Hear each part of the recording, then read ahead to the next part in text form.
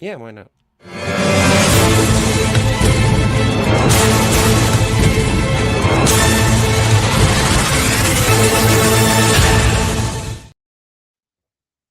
The Phantasmagorium is proud to present Guns, Martinis, Gadgets, and Guns. 30 years ago today, one of the best recastings of James Bond in the history of the franchise occurred. And we celebrate that with 30 years of Pierce Brosnan as Bond, James Bond. I am Scotty R37. Kat, my opposite number is here, and Steve is invincible. How are you doing, Kat? All right, I've been better. Yeah, fair enough. Me too. But how do you feel? Like, how do you feel? Did you see GoldenEye in the movie theaters for the first time? I discovered this film in summer '96. I was in Arizona on vacation visiting relatives, and my grandfather took me to the video store, and I saw that they had the big poster up for GoldenEye. I thought it was the coolest thing ever, so I decided to rent it. And he's like, "Well, check out these as well," and he steered me over towards the Connery era, and I was just jazzed that the idea that a single character would have their own section at the movie at the video store seemed amazing. I'm like, well, this must be cool.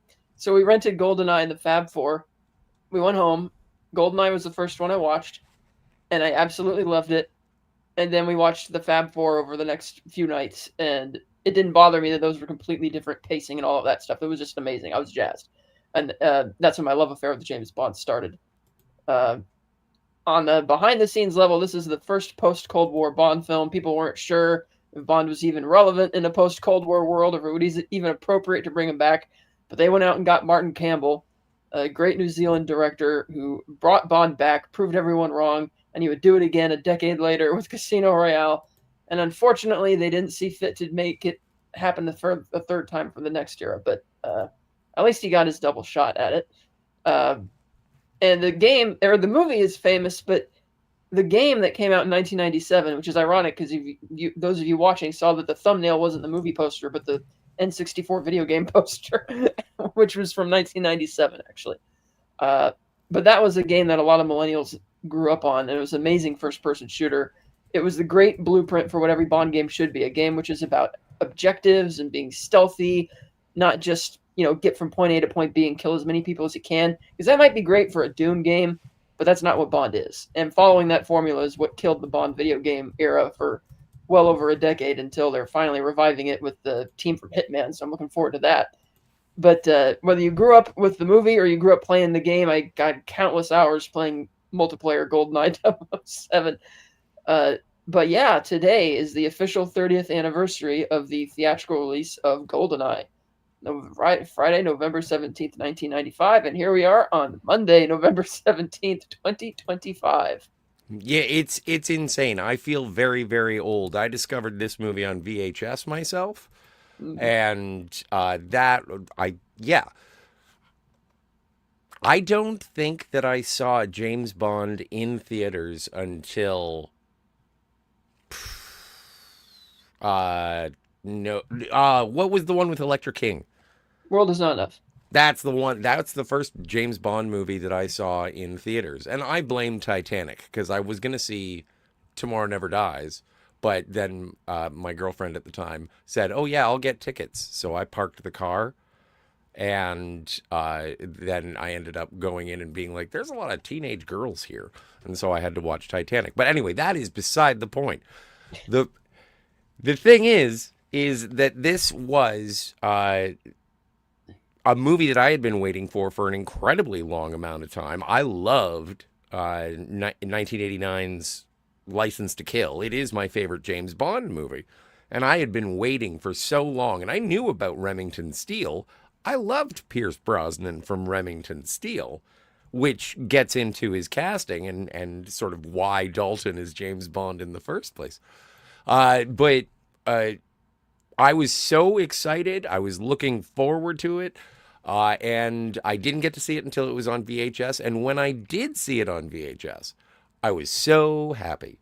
This is a thing that I'm sure I share with a lot of people. I watched this movie with my dad, and my dad was jumping up and down and for joy and all the jazz. Oh my stars! You know what? I have a funny thing. I have a funny story to tell you that is beside the point. I think that no one is here because There's, we have the other thing. The other thing is still up. I see that we have 2 viewers. Do we have two viewers? Thank heavens. If people are starting to show up, that is perfect. Let's see if I can do this. This is where people should be. There we go. And I'm going to double check. If you are here, chat, Old Man Bird, Kimberly Ann Hart, if you guys are kicking around in the chat, shout out. Just so we know that you are live and playing with us. Because we had some difficulties with the StreamYard. And I know it's a fantastic story. But I'm just trying to make sure that we're broadcasting to an audience. But yeah, this is I believe the second best introduction of a James Bond ever. Mm-hmm. Very And good.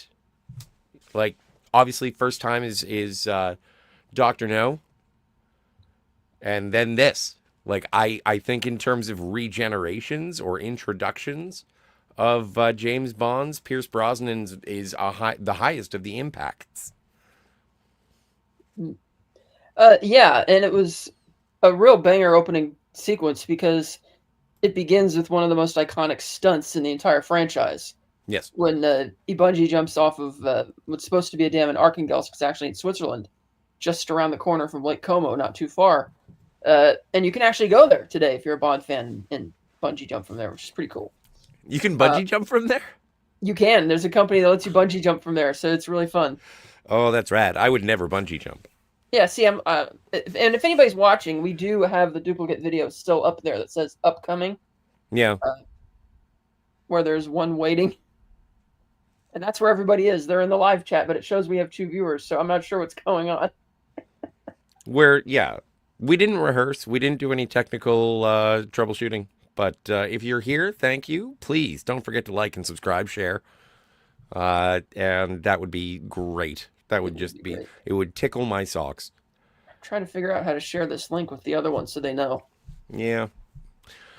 That's the problem. Let me see.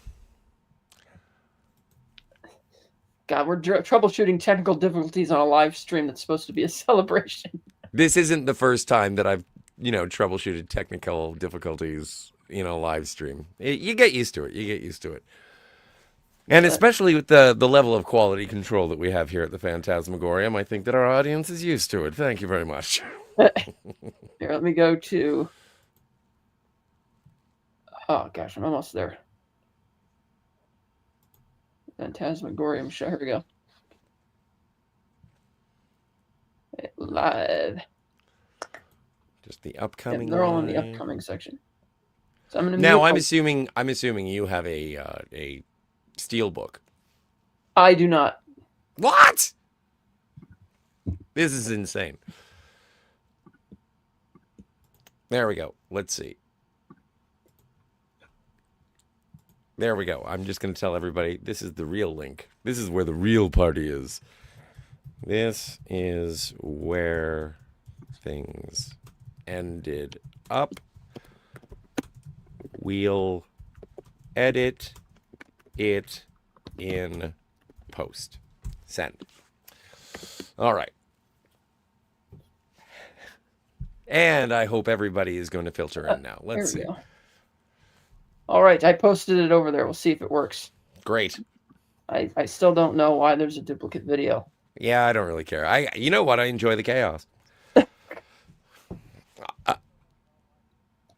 I know. It says we have 3 people watching now. Hooray! Welcome. And thank you for your patience, and I appreciate it. But yeah, so for anyone who is just joining us, today is the 30th anniversary of GoldenEye. And yeah, I was surprised. Like that would be rad. That's like Piz Gloria in terms of James Bond locations that I'd like to visit. Mm.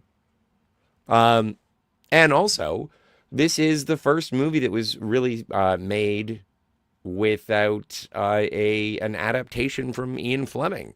Like the adaptation of the title itself is from Ian Fleming because it's the name of his Jamaican cabana, Mm, yeah.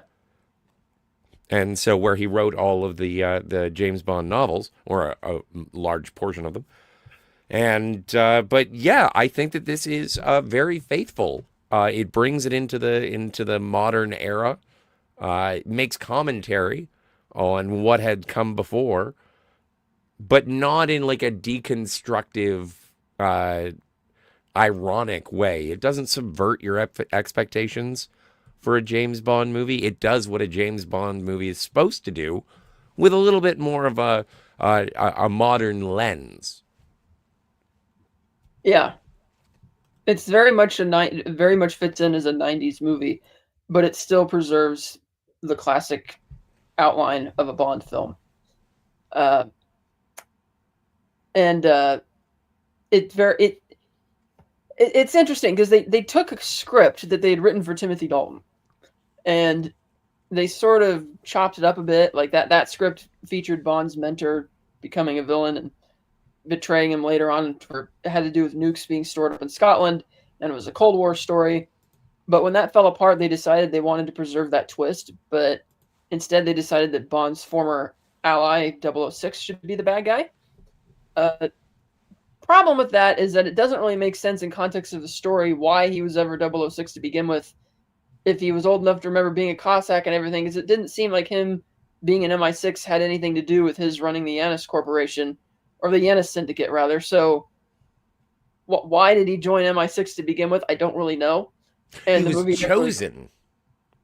yeah, he was chosen, but it's like he says, he remembered being a Cossack and always hated the British, but he joined their secret service anyway. And at What? some point, he No, meets. they do say it. It's like when they're in the monument sort of graveyard. He says they thought, like, how did you get out of the screening process? And he's like, they thought I was too young to remember, but I wasn't. I remembered, and so when I was chosen, it was the perfect opportunity. Like he did sort of rise the rank. He's a double O. Like he had Right, to have but been in the military in the SAS.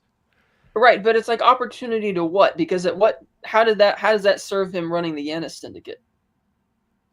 Like I'm trying to figure out how this timeline works because in the prologue is set in 1986, in Yes. which Bond and Trevelyan break into an illegal chemical weapons facility in the USSR, and they bomb it. But Ormov is clearly already in cahoots with Trevelyan because he shoots him with blanks, Yeah. faking his death. Which of course begs the question: Why did Ormov even allow their infiltration to be that successful to actually blow the place up? But whatever. Uh, and so that shows that in 1986, Trevelyan was already a bad guy. He was already playing both Yes. sides or whatever. And so I don't know if he founded the Yanis Syndicate through his work as an MI6 agent or how that worked, or what the purpose was in faking his death in that way. Because after all, if you're Ormov, you could just say, "Oh, we caught him," and before Bond even meets him in the facility, it's like, "Oh, we already caught your guy. Come out with your hands up, or we'll shoot." Whatever. But it is what it is because they wanted to preserve that twist from the earlier version of the script, even though I didn't think it really held water. And frankly, I think Ormov is the better villain in the first half of the film because he's intimidating, he's fierce, he's intelligent. And the moment they reveal that the villain is actually Trevelyan, Ormov kind of becomes a bit cartoonish, where he's the stereotypical drunk Russian general who's sweating bullets because he's drinking too much vodka. And it's like, okay, you're kind of putting this character downhill a bit, even though he has one of the best one-liners for my money. Use the bumper. That's what it's for. Oh, And for it's sure. when you have his death scene, it's like Bond tells him that Yanis is a Cossack. And Oromov has no reason whatsoever to believe Bond. If anything, he has every reason not to believe anything that he's saying. But he still perked up and was interested by that. And the way Trevelyan just shrugs it off and he's like, "Oh, it's in the past," and is saying it really bitterly. It's like, well, Oromov, that should be enough to convince you that he is a Cossack. And granted, I never thought that Oromov and Bond were going to join forces or anything. When he gets shot, it's like, I thought it was a little anticlimactic for the Oromov character. I really liked him. played by the great Gottfried John. Yes. Uh, Well, and the cast is phenomenal, and I do agree that Oromov is sort of a credible threat, a credible villain. But also, I think that pardon me, he is supported by Xenia Onatop in terms of I do enjoy how Xenia is almost the through line throughout. yeah.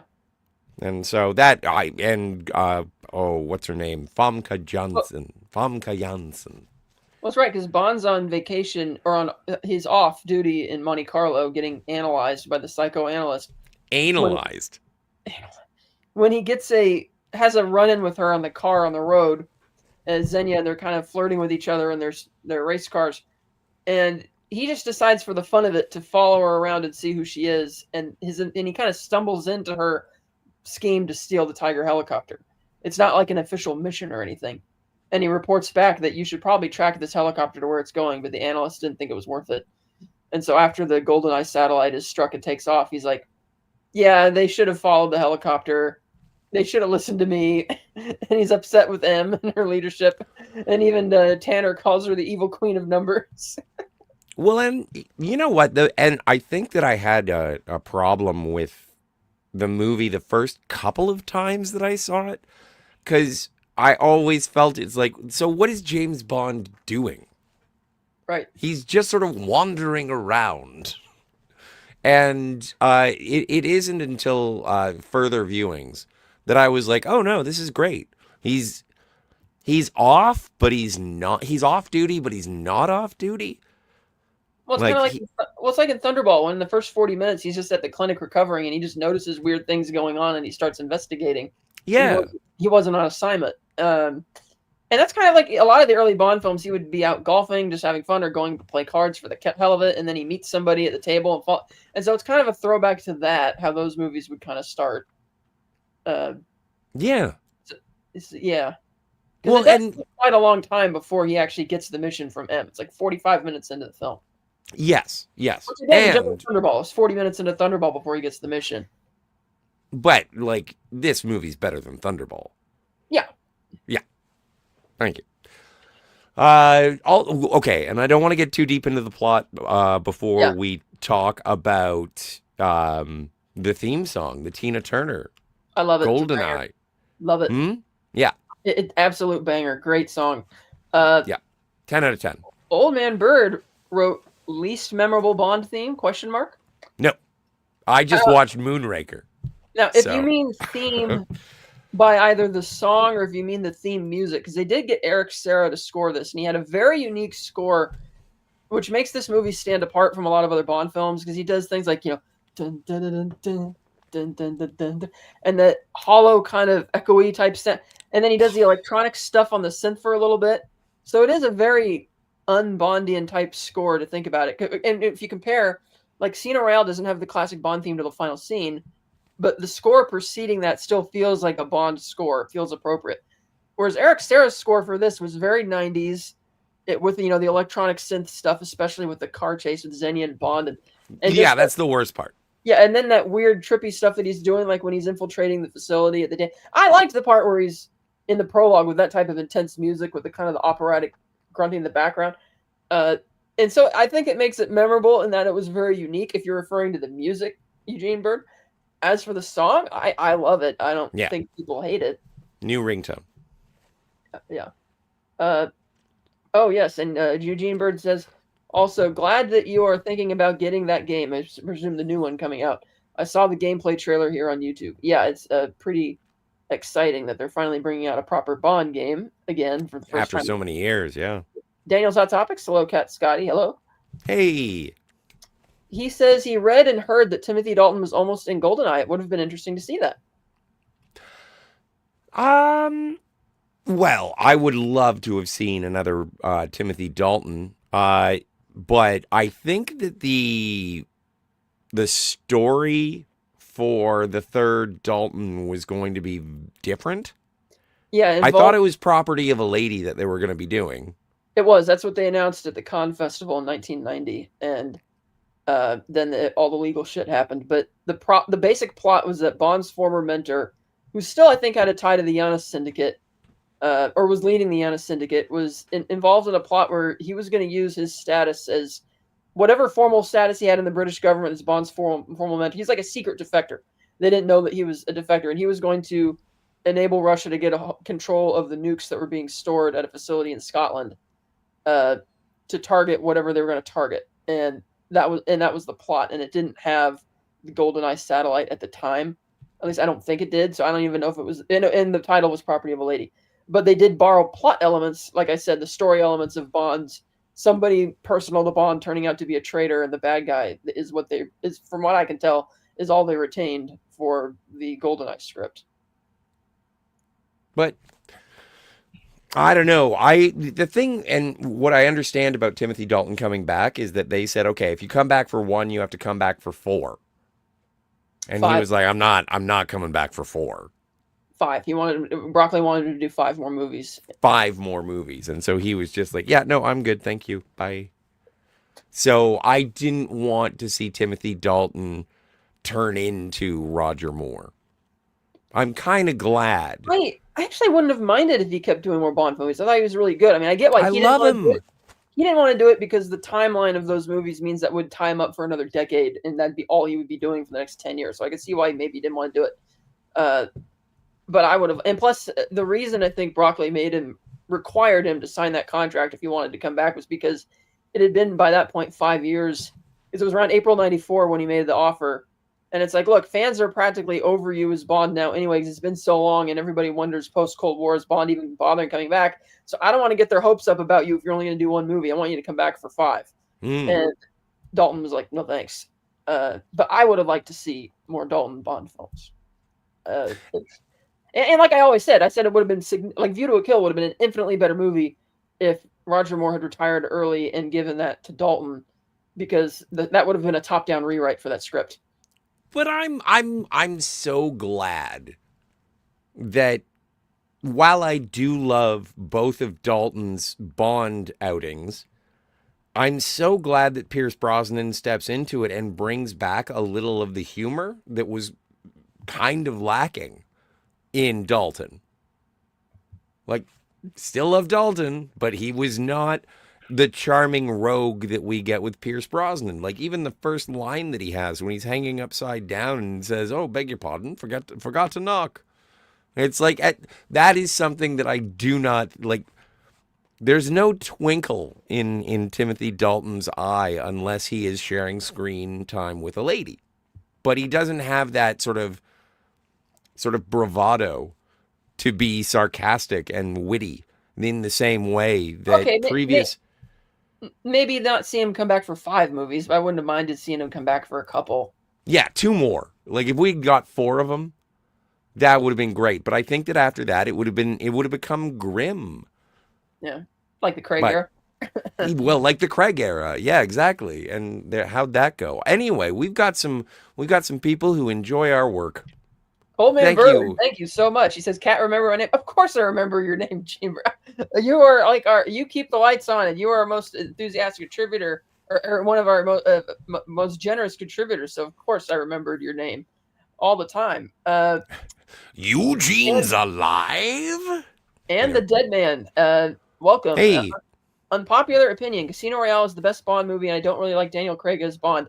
I don't think that's an unpopular opinion to say Casino Royale is the best. A lot of people have been saying that. They never thought Casino Royale could dethrone.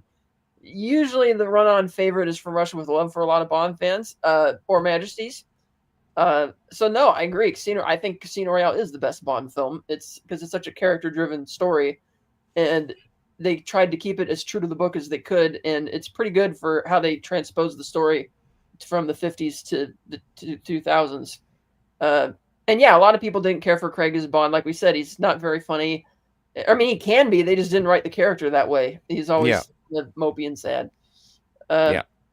And also, I know you didn't ask, Dead Man, but no, the best James Bond movie is License to Kill.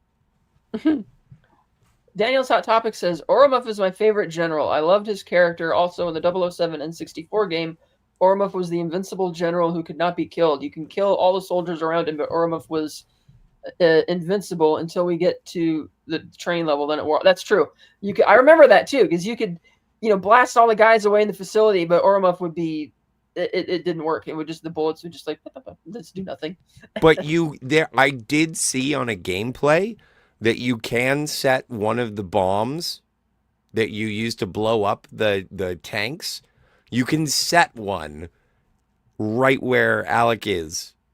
And so when you set off the bombs, you actually kill him at the beginning of the game and you win. That's really cool. Yeah. Daniel says, on September 1st, 2014, it was announced that Gottfried John had died in Otting on MRC of cancer, age 72. I always wondered what happened to the actor because he just disappeared. Yes, he played Oromov, and it's not so much that he disappeared. He was primarily, he's a German actor, but he's based in Germany. He was in European cinema. This was kind of a one-off to do a big Hollywood movie. I mean, technically not Hollywood because they do all these in, London and stuff like that. But I have a Criterion film. It's a miniseries by Rainer Werner Fassbender called 8 Hours Don't Make a Day, which is around, I think it is about 8 hours long. And Gottfried John is the star, one of the lead stars, and that's pretty good. I recommend it. But speaking of Bond people that aren't longer with us, we did recently lose another cast member from this film. I'm going to butcher his name. Maciej Kario, the guy who played the guy who played Dmitry Mishkin, just died on Halloween. Yeah. He aged he was 77. I did not catch what the cause of death was, but I didn't see that being widely reported in the Bond spectrum. I remember seeing it, I've enjoyed his work. I remember from Wing Commander. This was he in U571? I feel like it was. Might have been. But I've seen him in a bunch of stuff, and when I found out that he had passed away, I was like, oh, because he's the guy in the Russian government who is sort of, he aligns with Bond for approximately a minute and a half before Oromov kills him. That was a great scene because when you first meet him, Oromov shows up and tells him that Siberian separatists are responsible for the attack at Severnaya. And he's like, well, you should probably make sure you know where the witnesses are and where your own people are at before you just blame Siberian separatists. And you could tell that Mishkin's smart. He doesn't believe Oromov, but he's not ready to formally accuse him yet. He wants to see how it's going to play out. And so in the interrogation scene, when Bond and Mishkin are sniping at each other, and Bond's like, the old art of it, nobody cares for sinister interrogation anymore. It's a lost art. And they're sniping at each other, going back and forth. Natalia breaks them up by saying, boys with toys and blah, blah, blah. And she states what actually happened. And then Mishkin reveals he was just bullshitting Bond the whole time. And he's like, you see, the art of interrogation is lost, Mr. Bond. So I love that because, he already had suspicions about Oromov because he was smart. The dumb thing he did, which even I can't defend, is that he brought Bond's gun still loaded and sat it on the table. It's like, no, you should not have done that because then Oromov storms into the room. And I love that he picks up the gun. He doesn't look at Bond at all specifically. And he hasn't seen Bond in years, but he stares Mishkin right in the eye and he's like, I've seen this gun before, General. Do you know what the enemy? Do you even know who the enemy is, Dmitry? Do you?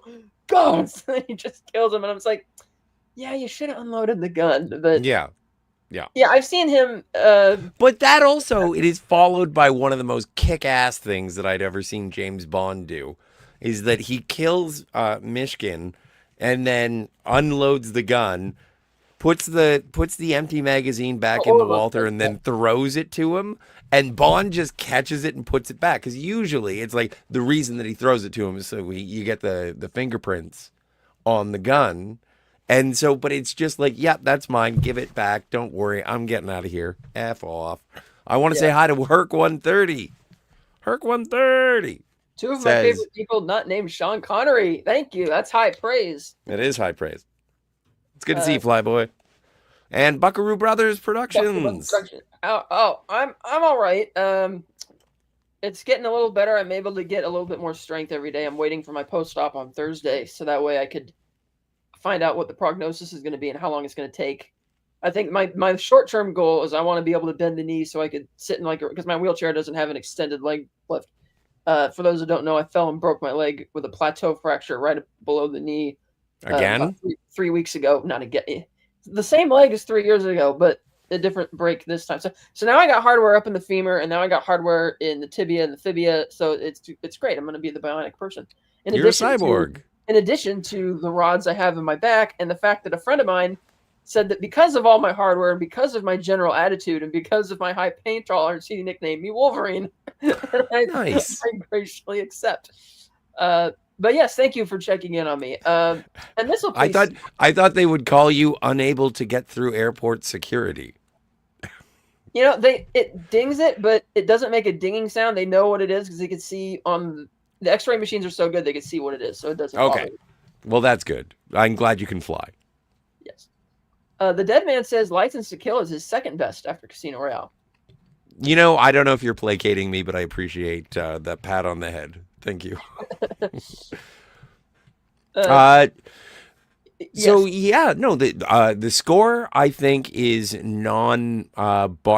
Okay, you know what? The first time I ever saw From Russia with Love, I was like, can you ease off the Bond theme?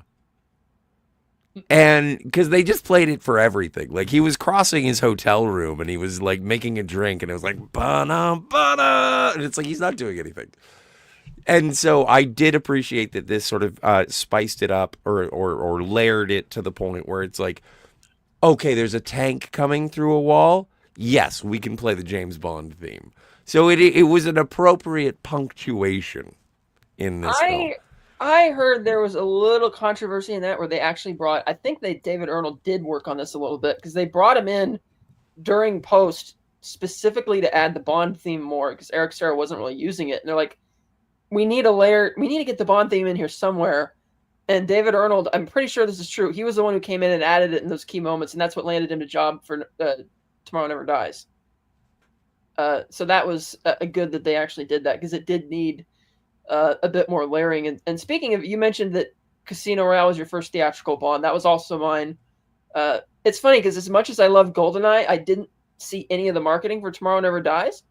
I wasn't even aware that it had come out until I saw the poster at the video store. Same thing with The World Is Not Enough. I still remember the first time I saw that movie. My mom was hosting one of those, those parties where the ladies come and sell like their makeup and everybody gathers at the house or that kind of thing. Oh, sure. Yeah, no, I go to all those parties. My dad and I bought the VHS for World Is Not Enough at Target, sight unseen, and we were upstairs in the den watching that while she was having her little party down the stairs. But Casino Royale was the first I saw in theaters. But 3 years ago, IMAX picked what they considered to be the best Bond film of each actor's era to play in honor of the 60th anniversary of the franchise. What do you got? The first was Goldfinger. I missed that one, but I had already seen it at the State Theater the day before Dark Knight Rises came out. I remember that. It was fun because he had multiple generations of fans coming in to see it. Like fathers who took their sons to see it in 64 were there again with their sons and now their grandsons, and it was really fun type of communal screening. But Goldfinger was the first one that IMAX did, and I missed it because I didn't find out in time. Have you ever seen Goldfinger in theater? No, the first and only time was July 19th, 2012. I've seen it in theater, not in IMAX, but I've seen it in theater. I didn't see it in IMAX either. I just saw it at a little State Theater where the screen wasn't. Yeah, same deal. That's what I was asking. Yeah. On Majesty's Secret Service, I saw that IMAX. Well, you can't say it's like, oh, the best one for each Bond. Yeah, well, I know, it's the only one for each Bond. Then The Spy Who Loved Me for Roger. Yeah, that makes sense. Although, you know what? For Your Eyes Only is arguable. I've never cared for that one, but I fell in love with it last time we reviewed it. And then Living Daylights for Dalton was the one. Fuck off. And sorry, that was visceral. GoldenEye on September 2nd, 2022, and for some reason they aired these movies in the middle of the afternoon on weekdays. Fortunately, I was working freelance independent contractor at the time, so I was able to see these films, but there was barely anybody in the theater. But it was kind of neat to have an IMAX theater almost all to yourself watching a Bond movie. It was awesome. Yeah. It's yes. That would be amazing. But like seriously, Living Daylight's better than License to Kill? Yeah, it is. I think so. Huh. I disagree. Yeah, I know. Daniel's Hot Topic says, I hope Pierce Brosnan returns in a Bond, an unofficial Bond movie like Never Say Never Again, or a streaming series that Amazon may do. What if they did something like The Rock, where they did like that, and it was, incarcerated Secret Service agent? It'd have to be something like that because the Never Say Never Again loophole was closed when they regained all the Eon regained all the Spectre rights, and so you can't really have an unofficial Bond film anymore unless you change the name and make it like like Johnny English was a spoof, but it was basically a Bond formula type story. That's the only way you could do it. And he's played agents in like other more realistic agents in Oh, movies sure. than. And he said recently in an interview that he'd be totally open to doing it as a old man Bond, as some people have said. If they call him, he's like, they know where to find me. I'll do it. You know what would be amazing? Well, okay, maybe not amazing. Maybe I'm overselling it, but I just came up with this idea right now. Hear me out. Mm-hmm. So, in No Time to Die, spoilers, James Bond died. Who is the immediate preceding James Bond to Daniel Craig? Pierce Brosnan. And so we show Old Man Bond. That's the next movie. Just to put us back on track. Yeah. And then Old Man Bond survives at the end of the movie. I think that'd be crazy cool. But it also, and the reason that I'm sort of hesitating is because it kind of stinks of the Doctor Who, David Tennant coming back and it's like he regenerates into his old self. And it's like, no. Do something new. If they go back to the 60s, that'll be great. Maybe. Old Man Bird says, what about Live and Let Die? Yeah, I agree. I like Live and Let Die more than Spy Who Loved Me. With Sheriff J.W. Pepper. I really dig that movie. A lot of fans dig that movie. That's really high on their list. A lot of people thought that was Roger's best. But you know what? I love Man with a Golden Gun. I do too, and that's like one of the most hated films, but I love it. It's very different, and it's granted, it's not really an evil plot. It's like, oh, it's an assassin who's, God forbid, he might sell the solar tech to the Chinese. I think Man with the Golden Gun is the Star Trek II: The Wrath of Khan of the Roger Moore era of James Bond, if that's enough layers and cross references. Herc130 says, I know this is a contrary opinion, but I love all the Bond movies, some more than others, but I love them all. Not contrary at all. That's why Scott and I do this show. We love all the Bond movies. We just rank them differently. Yeah. And as other Bond podcasters will say, well, it's like pizza and sex. It's not always great, but hey, it's still pizza or sex. And that's exactly Bond movies. Do you want to watch a Bond movie? I'll be like, yes. And then the person will say Quantum of Solace, and I'll be like, all right, sure, yeah, okay. Daniel says, on March 19th, 2026, Ursula Andress is 90 years old. We could do something on that day. Perhaps. I admit I'm not as familiar with her career outside of Bond and which I know she dated James Dean for a bit. And really? Yeah, she was there the week before the accident with him at the restaurant when Alec Guinness came to get a table and he couldn't get one. And James said, oh, he lies. Like, let him, he can join us and be with our party so he can get a seat. And after the dinner, James showed off his Porsche Spider to Alec. And according to Alec, who was interviewed about it and even wrote about it in his autobiography, he said, son, if you get in that vehicle, you're going to be dead in a week. And then he subsequently was killed in that vehicle 1 week later. Huh. So and Ursula Andress was there at the time when this story was told. And I think she confirmed it. So, ooh, spooky. Here we go. Also, prophetic. Yeah. Dead Man says, I absolutely hate Spectre just like I hate Hydra. Well, yeah. Well, Hydra's not a movie, and so if you're referring to the organization, it's like, yeah, we should hate Spectre, unless you're talking about... I don't like Cobra either. Unless you mean that you think they're cheesy or... Are you referring to the Spectre movie or the organization? Tell us. Clarify in the comments. Yeah. But yeah, I'm okay. You know what? Because as I mentioned, this is just going to degenerate into a general James Bond. We'll try and steer back to GoldenEye. Yeah. But after watching Moonraker and then having seen Spectre recently as well, I like Dave Bautista as Mr. Hinks. He's great. Yeah, he's got the little pokey pokies. It's great. Herc130 says, to all the Bonds I've loved before who traveled in and out my door, I'm glad they came along. I dedicate this song to all the Bonds I've loved before. That is a very nice rhyme there. It's a song, you green-blooded Vulcan. To all the Bonds I've loved before. Daniel says, sadly, Sheriff J.W. Pepper is no longer with us. He's protecting heaven now.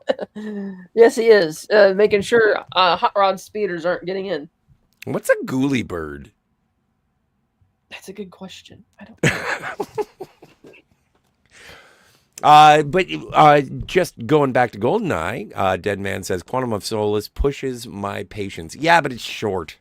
That's It's true. like what? It's like 97 minutes. Yep. About that, hour 46, I think. Yep. But so this has an incredible cast. It does, and it introduces two recurring characters who are all-time favorites. We have another actor who's since recently departed, Joe Don Baker, uh, Yes. died earlier this year. He was CIA agent Jack Wade. Some people questioned why they didn't just have it be Felix Leiter, but I think the personality for this character is entirely wrong for Felix. I like that he's his own character and he's memorable for it. Uh, totally great guy, really fun and funny. Uh, stiff ass Brit as he greets Bond at the airport. Yeah, he's fantastic character in this film. Well, and that's a unique aspect of the Brosnan era is that there is no Felix Leiter. That's true. And so you do get Wade, Jack Wade, and then what is Michael Madsen's name? Uh, ooh, Michael Madsen. His name is Michael his Madsen name is in Michael Die Madsen. Another Day. Yeah. And so yeah, you don't really get a CIA contact that is a regular. Wade is the closest, and I wish he had come back in more. But we do get Valentin Zukovsky. Yes, by also the late great Robbie Coltrane. Absolutely. Like, I didn't get into Harry Potter until recently. I watched them, I was against them, but I enjoyed them. And he was a large part of that in terms of his charm. And I'm very grateful that we get to see Valentin Zukovsky again in the Christmas movie.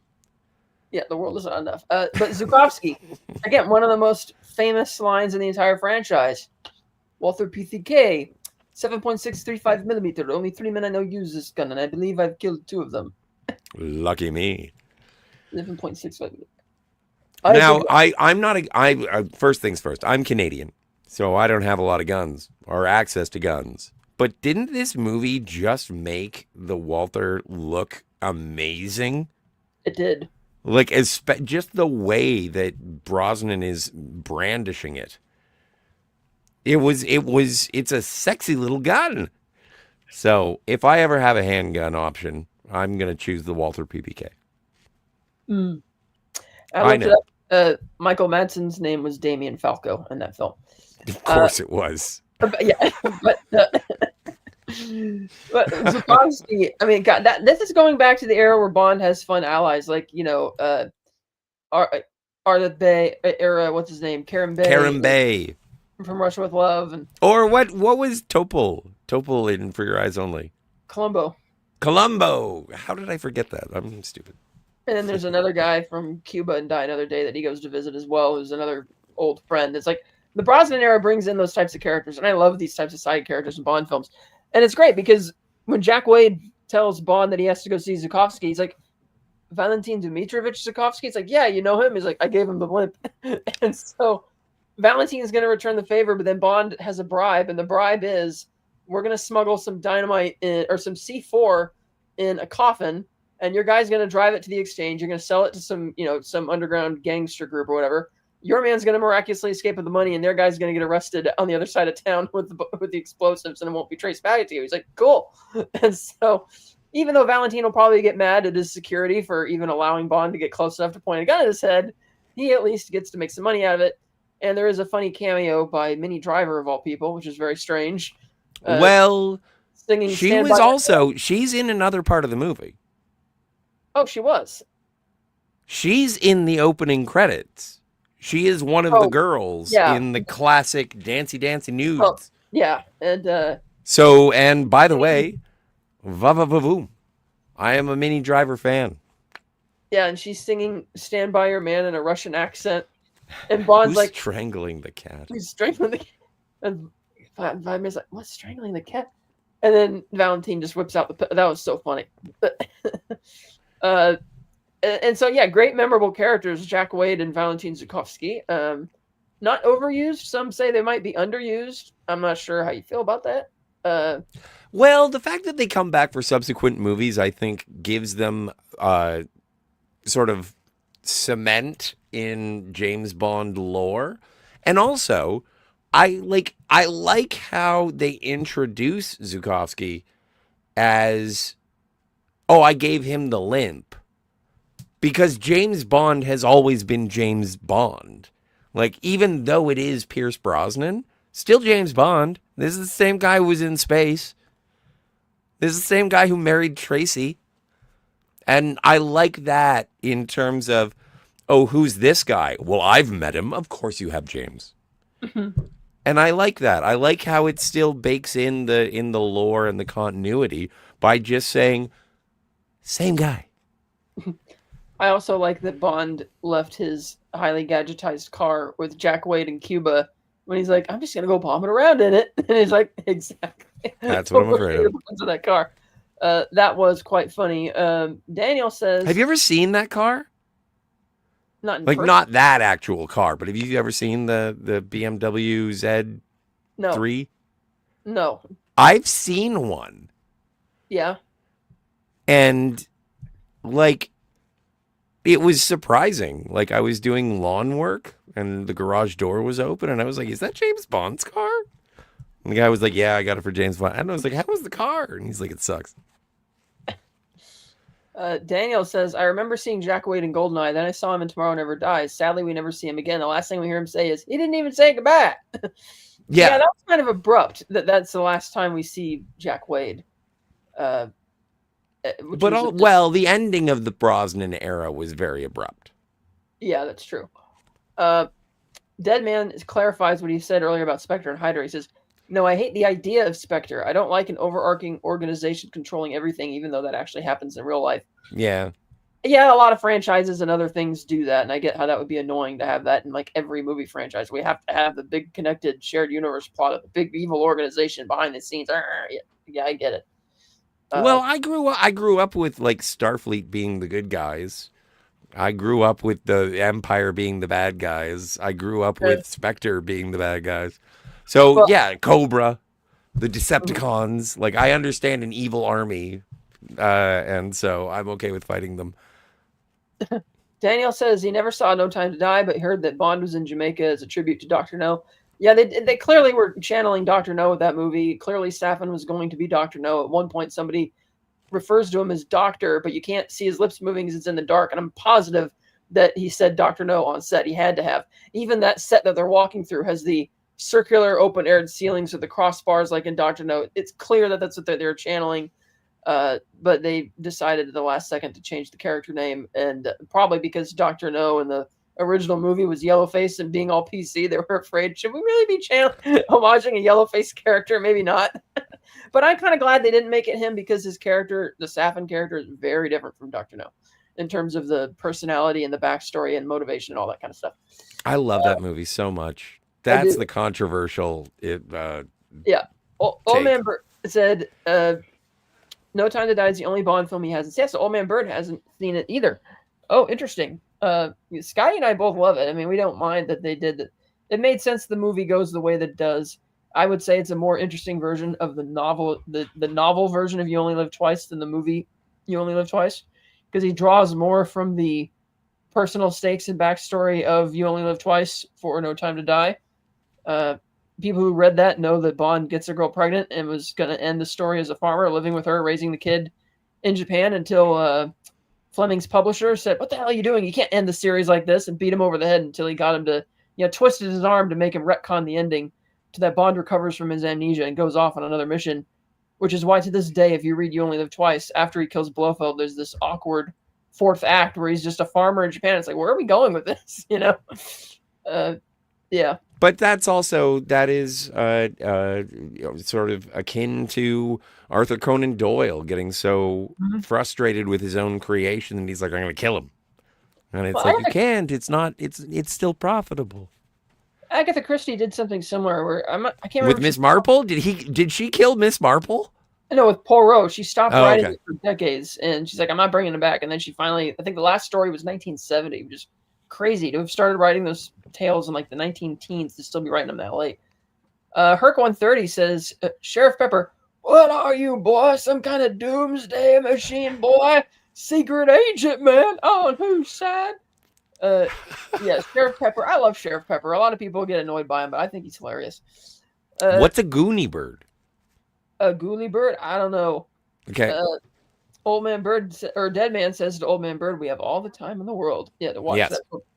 Old Man Bird says he reminded him of Jackie Gleason, Smokey and the Bandit. Don't even know which came first. Live and Let Oh, Die. that's a good question. No, Live and Let Die came first, 1973. Smokey and the Bandit was 1977 because it competed against Star Wars. But again, So well, Live and and Let that's Die came first. also that's one of Roger Moore's reoccurring characters. Is you get J.W. Pepper. Yeah, in the first two, Live and Let Die, The Man with the Golden Gun, the very next year in '74. Mm. I don't know how this one got in here. Kimberly says, "Well, Spock, how do you not know row your boat?" Yes, in terms of referring to the classics. Oh, and FKHC 2005 says, Hey, this buddy. film, this film also has Joe Don Baker from Mystery Science Theater 3000 movies, Mitchell and Final Justice. Mitchell. He also was famous for playing recently suspected murderer, otherwise known as the folk hero Sheriff Buford Pusser in the original Walking Tall back in the 70s. Every time I go to a movie store, like a secondhand movie store, and I see Walking Tall, I always am like, and then I find out it's the one with the rock, and I'm like, meh.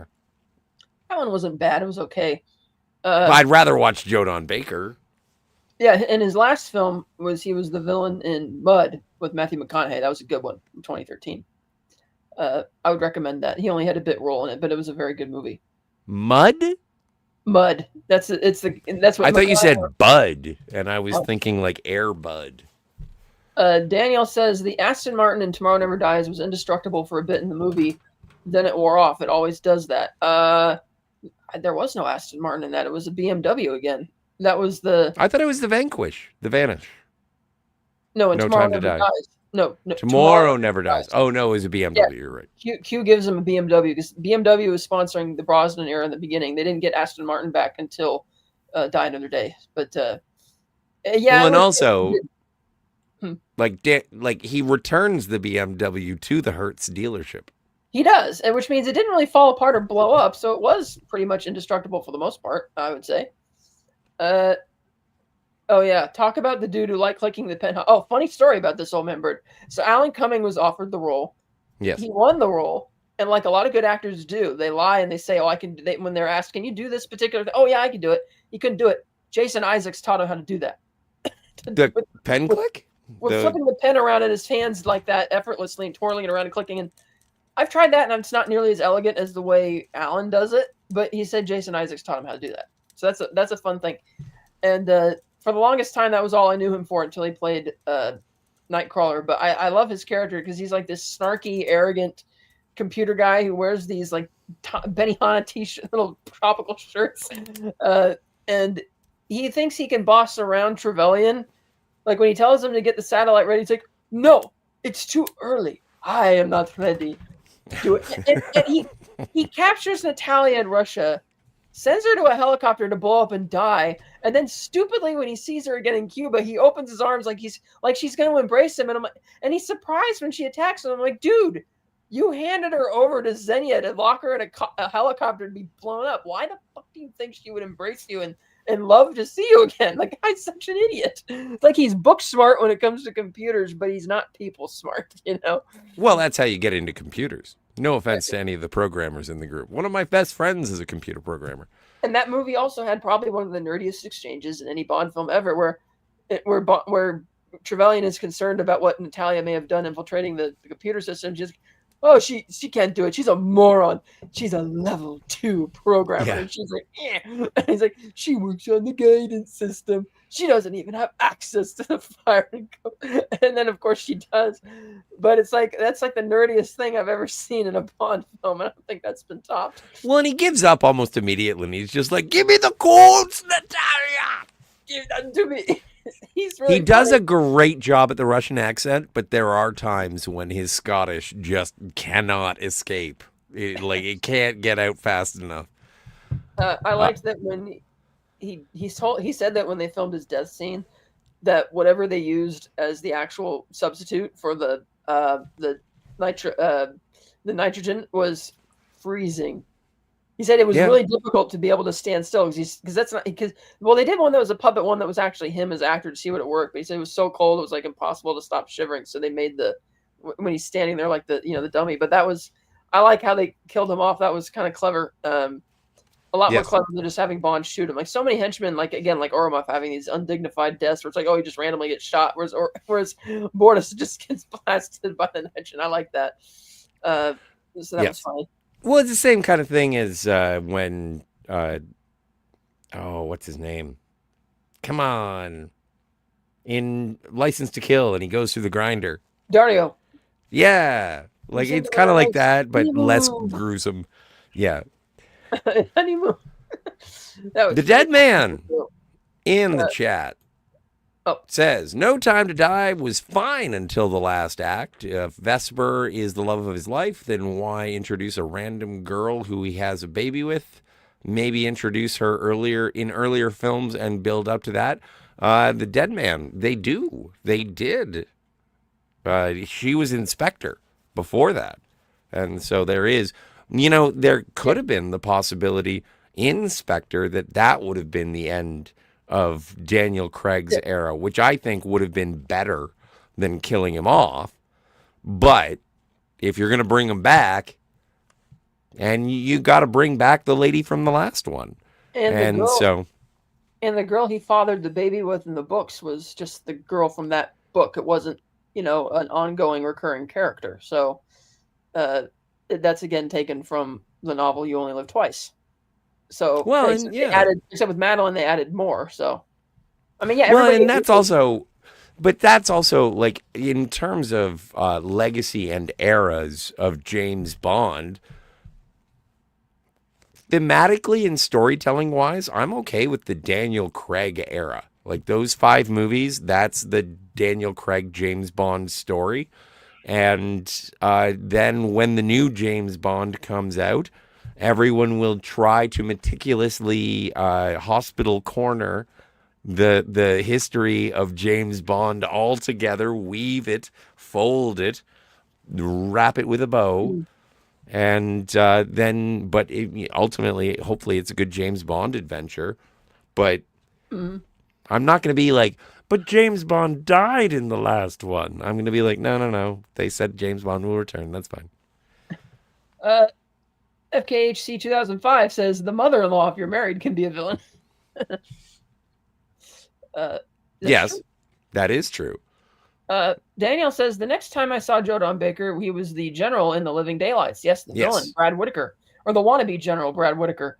And I was like, maybe Jack Wade is Whitaker. undercover. Maybe Jack Wade is undercover pretending to be the evil general. It explains Pierce Brosnan's reaction to Jack Wade in GoldenEye when he puts a gun to his belly. No, because Bond killed Brad Whitaker in The Living Daylights pretty definitively. Uh, but I see where you're going with that. But that is another trope. I think that they used to do that, where they would take an actor who played one role in a movie and they didn't care even if it was a prominent role. They would just recast them in a completely different role in the next movie, and nobody Oh, would. sure. Like even going as far back as the actor who played General Gogol.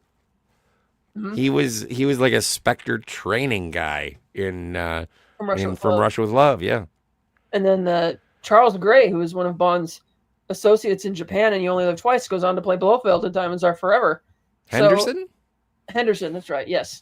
So it's yeah, they do that a lot, and you're right. They did bring back Brad Whitaker for that. Sorry, I have to excuse myself for just 1 second. I'll be back. Okay. Sure. Thank you. Uh, Daniel says Alan Cumming will be in Avengers Doomsday. That is awesome. Yes. Nightcrawler is probably the one thing I'm most excited by for that movie because he was a badass character in X2. I don't know why he didn't come back for X-Men 3. But yeah, I'm glad they're bringing him back.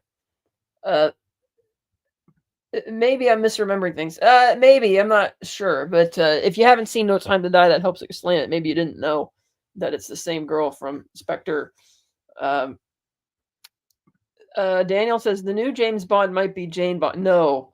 Denny Villeneuve recently confirmed it's going to be a man, and he's going to be from the British Commonwealth Isles, and it's going to be an unknown actor, which is all the things I wanted, rather than going with the algorithm and picking some superstar like Amazon hinted they wanted to do. Because for those who remember, that was one of the sticking points as to why Barbara and Michael couldn't get a movie going with Amazon, because they wanted to trust the algorithm and pick a big shot celebrity. And they were like, no, that's not how you do this. And so they got rid of them, bought them out, and brought in Denis Villeneuve, but they decided to cave and let Denny do what he wants, which is good. Let him pick somebody who's, an unknown, where Bond is going to make their career, which I think is the right choice. It's just that it's a shame that after fighting Barbara and Michael on that for so long, to the point that they bought him out, they ended up going with their idea, or that philosophy anyway. Because call me crazy, I don't like it when family-owned businesses, especially something like this, has to sell out to a big corporation. But yeah, rest assured, it's not going to be Jane Bond. It will be James Bond. Daniel says, "Let's see how well that's not going to do well." Old Man Bird says, "Jason Isaacs equals Lucius Malfoy." I see. Yes, that's true as well. And he's been in a lot of great roles. I think the first time I saw Jason Isaacs was as Tavington in The Patriot, arguably Roland Emmerich's best film. And he only went downhill from there, and I can't figure out why. Herc130 says, "I could live with Henry Cavill, but I'm perfectly okay with an unknown from the Isles." Yeah, I thought Henry Cavill would be great. For the longest time, I was on the Idris Elba train, but that was a real possibility until they just took so long dragging their feet with the Craig films, and then that wasn't going to happen anymore. Even though Idris would have been perfect back around 2012 or so, and then, or even up as late as 2016 even. But yeah, Henry Cavill was one everybody called for. Because the thing, Henry Cavill was the finalist against Daniel Craig for Bond, and they actually told him the reason they didn't cast him was because they thought he was too much like Superman instead of Bond. So of course he lands the role of Superman. But it's so interesting. I was introduced to Henry Cavill during The Count of Monte Cristo. That's right. And he was so young and so skinny. And when he was brought up in terms of he's the next Bond, and I was like, he's too young. He's too young. And I've said this before on multiple James Bond discussions. But once James Bond is younger than you stop caring. Okay, I'm going to push back on that right now, because I'm now older than Sean Connery was when he started, and I still love him. It doesn't. No, it doesn't work that way. What, it has to be the next actor, you mean? It has to be. You have to be a contemporary with the James Bond. Okay, then I predict it's going to change, because the only reason I'm not going to like it anymore is if I don't like the actor, or if it's a bad movie, not because I grow tired of the franchise. No, I just think that I see people throw around the word, and I'm not using this in a derogatory way. People throw around the word patriarchy, but I do consider James Bond to be a patriarch. And so I see him as like a daddy figure. I don't, but okay. All right, well, I'm, different. Old Man Bird says Henry Cavill would bring a ton of women to the theater. He would. And make no mistake, Old Man Bird, not only are they cast somebody who is a good actor, you bet your ass they're going to cast somebody who all the women are going to go head over heels for. Oh, yeah. No, that's the hard part. And I think that's why Daniel Craig was successful, is because everyone was like, boo, boo, Daniel Craig. And then they saw him come out of the ocean. And it was like, he's cut. I thought that was so weird. Once the ladies liked him, everyone else sort of fell into place. He was cut, but I never liked that shot because it was obvious they were just trying to copy Ursula Andress and Dr. No, which they did with Halle Berry and Die Another Day. Well, which did you prefer? Halle Berry or Daniel Craig? Well, I mean, I guess Daniel Craig, but I mean, it just felt weird because it was fourth wall breaking to me. I just thought it was kind of odd. Yeah, it's no pigeon double take. The Dead Man says, the other thing I hated about No Time to Die was the other 007. What was the point of her character? Well, it's because Bond retired at the end of Spectre, and they were kind of needling him with the idea that, haha, you're not the favorite anymore. And they have this sniping back and forth thing, which was kind of funny. And once she comes to realize that she's not the up-and-coming hotshot that she thinks she is necessarily, she comes to respect Bond and gives him the number back. So that was the point. It was a little arc. I thought it was funny. I didn't have a problem with it. Me either. Herc130 says, Nathan Fillion said he once lost a role for not being Nathan Fillion enough. Okay, that's very bizarre. I haven't heard about that. L. LLDC. I'm going to assume that means long live Doomcock. No, don't say that name. Ah, it's fine. Okay, back to But GoldenEye. Uh, GoldenEye. they also, we were talking about femme Who fatale. plays Simeon Nova? Isabella Scorupco, singer She and is actress. amazing, and the only reason that I am recording this, talking to you, being on the internet right now, is because I have self-discipline to not watch Ring of Fire or Reign of Fire, because those are the only two movies that I know her from, and I love both of those movies. I have not seen Reign of Fire. Oh my stars, you are in for a treat. Do you like dragons? I do. You're in for a treat. Uh, she was she is a bombshell, but they wanted her to look very average in the movie, which was surprising. And she wears that same outfit like through, well, not quite through everything, but through a lot of it. Uh, and Yeah, they she's give kind of her, like Clara from Doctor Who. She's wearing that blue cardigan and the collared shirt. Yeah, yeah. yeah. And then the only time you see her wearing something else, I think, is when she gets off the train and goes to the IBM uh, place and lies, saying she's there to preview a major purchase as a means of getting access to an off the grid computer. She can't be traced to talk to Boris. And it's funny because you get a sense of the datedness of the technology. Like Boris's computer flashes says incoming email, and all the computers are the little boxy types, and all the chat windows are really very old 90s. But I like it. It's a part of the charm, I guess. You know what? I think that internet movies of the mid 90s lied to me that I would see every keystroke as it was coming in. Like there would be an anticipation of Oh, being right. like THE space. And then it just, you were waiting. It was real time, which would be completely impractical. Yeah. But I do, and also this is before Apple computers were relevant. And so, because they were basically just educational machines in some schools. But it was, there are two technical outlines that they give that are sort of like, welcome to the 1990s. The first one is the electromagnetic pulse, Mm-hmm. EMP. This is the only movie that you're allowed to say, that's a good explanation of an EMP. Every other movie, when you watch it and they start describing what an EMP is, it's like, yeah, I've seen GoldenEye. The second thing with the technical aspects, when Simonova is, I don't know her name. What's her first name? Natalia. Natalia is describing the computers. It's like, they better be 386s and they better have 512K RAM.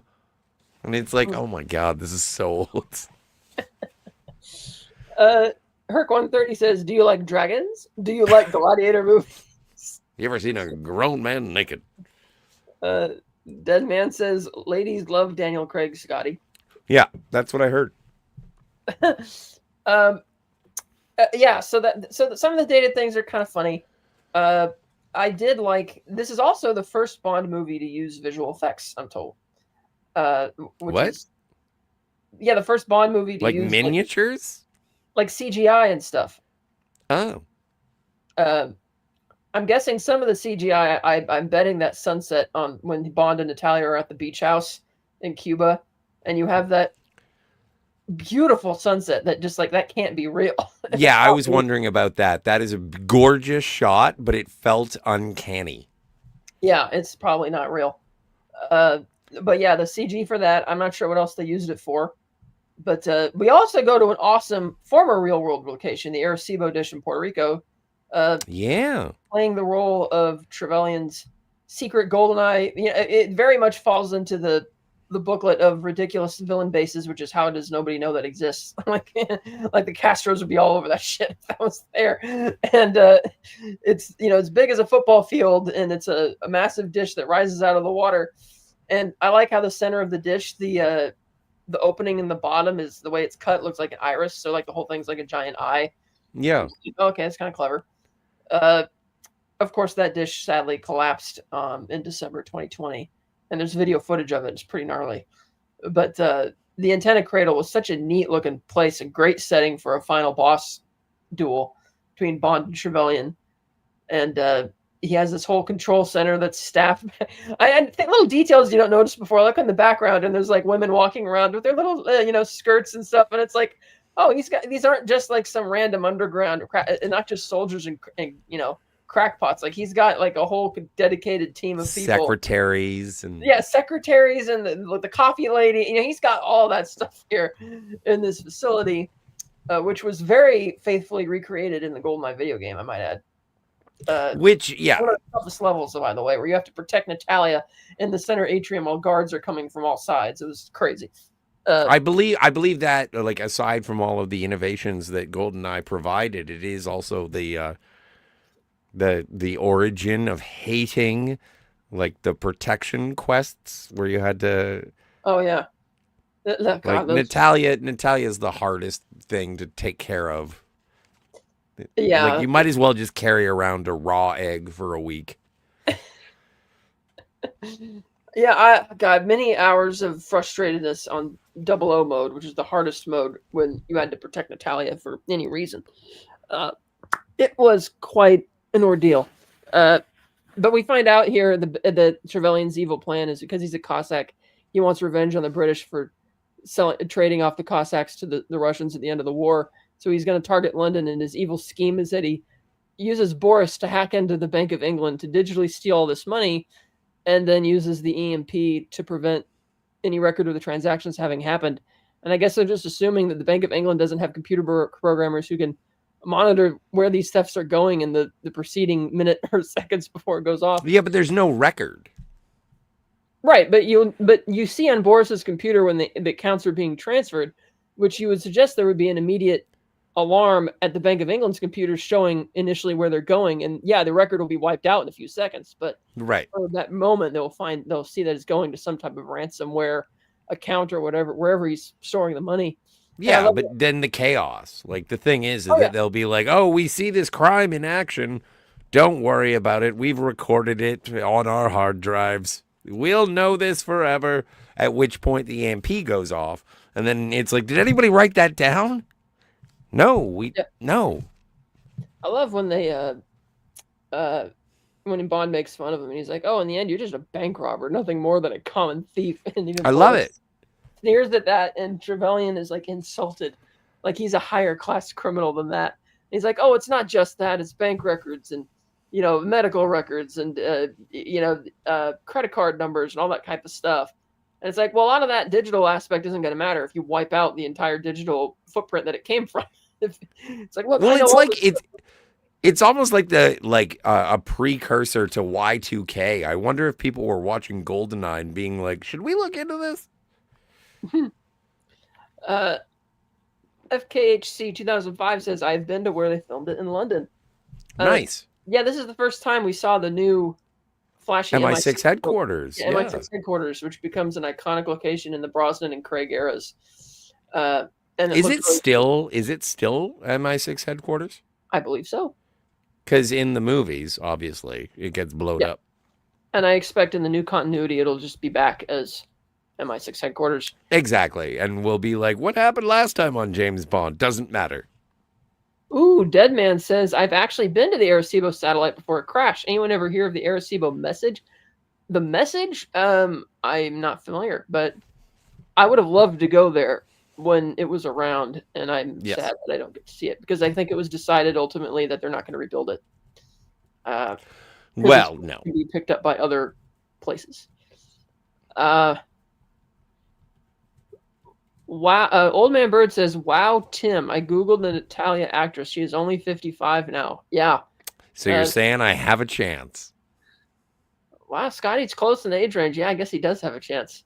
Hey, it's easier for me to, date up than, hi, how old are you? 29? Okay, I'll leave.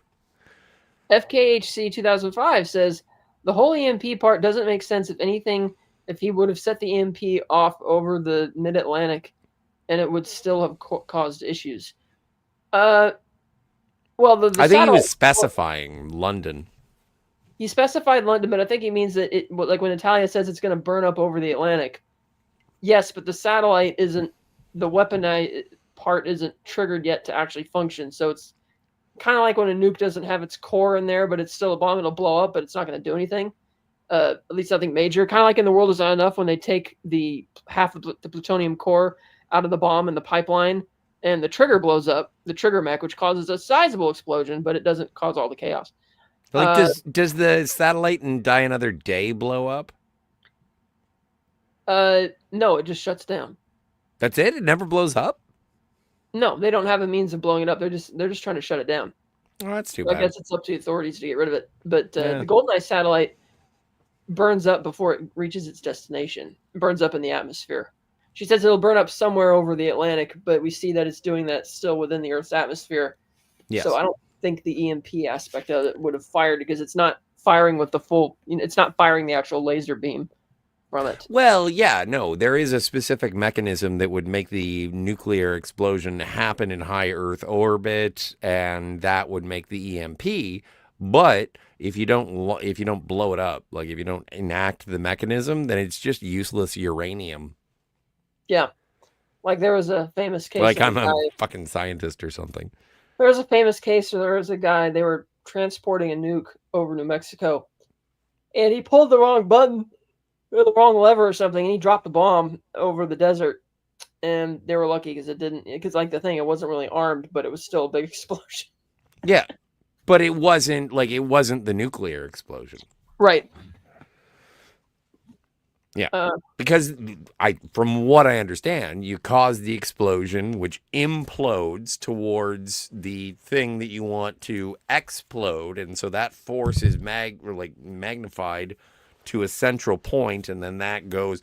But I've seen movies, and that makes me an expert. Is like even if you prop open like one part of the focused explosion, then that will make it so it actually explodes out instead of internalizing the explosion. And so the nuclear reaction does not take place. Also, if you'd like to join me next week, I'll be having a TED Talk about warp bubbles. Mm-hmm. FKHC says he could have just set off the EMP if all else fails. Right, but they specifically wanted to target London, and by then Trevelyan was dead, and Boris was trying to regain control of the satellite to prevent it from. Yeah. And at that point, it doesn't matter, because if you don't target, they weren't trying to cause chaos for the sake of chaos. He wanted to specifically destroy London as revenge and to cover their tracks. Well, just to shut it down. He wasn't killing people. Right, but it's not like he's going to set off the. Like, he's saying that. Do you mean like he as in Boris could have set off the EMP if all else fails, or do you mean Bond? I'm not sure. Herc 130. The whole thing is the world is safe now because of James Bond. Don't look a gift horse. Herc 130 says, I've had a Guinness at the Red Lion right outside Scotland Yard. You can't wear a hat or any type of mask, and cameras were all over the place. Nice. Mm. Well, I suppose. Boris! Okay, right. So Boris had a gun to his head at the time, and he was trying to regain control of the satellite so it wouldn't go on Natalia's coordinates and burn up in the atmosphere. And by then, he doesn't really care because they've already conducted the digital theft. And it's like, we need to save the satellite or this guy's going to kill me. So I think he probably just didn't care at that point. Old Man Bird says, I heard that they transmitted a SETI message. The modulation on top of the carrier frequency was digital, ones and zeros, pulse and no pulse, with a message size that was the product of 2 primes. Oh, the Arecibo message. Okay, that's interesting. But I also like the ending of this movie where after Natalia and Bond are dropped off in the field by the henchmen, he's like, wait, we didn't even talk about Sean Bean. We'll get to that. I'm just bouncing around. All right. I was finishing up the Jack Wade point where we tapered off on a tangent. I'm sorry for yelling. But I always thought it was funny that Jack Wade just shows up at the very end of the movie and he's like, it's the backup plan. I told you I'd be here. Huh? He's like, yo, Marines. And they all show up. And I'm like, yeah, great. After the party's over, it's like, where were you 15 minutes ago? So I always thought that was kind of funny that they did show up late. Well, yeah, I guess they did. But it is like I find that to be a James Bond trope. And I think that when James Bond gets back up, I get a little disappointed. Mm. Like, even in You Only Live Twice, even in The Spy Who Loved Me, it's like when James Bond gets back up, like, look at Tomorrow Never Dies. He's doing it all on his own. That's what James Bond does. He's a lone wolf. Mm. So But Old Man that's Burns finishes the point saying that if you put it in a grid, prime 1 times prime 2, it makes a picture for the aliens. Uh, but they Are gave it. you referencing Contact right now? He's referencing the Arecibo message. He says, but they gave Oh. it to graduate students, and the students couldn't decipher it. Interesting. Uh, that's not doesn't bode well for the future, does it? Daniel's Hot Topic says, "Oh, Jack Wade said the backup plants. I thought he said tobacco plant. No, The tobacco plants.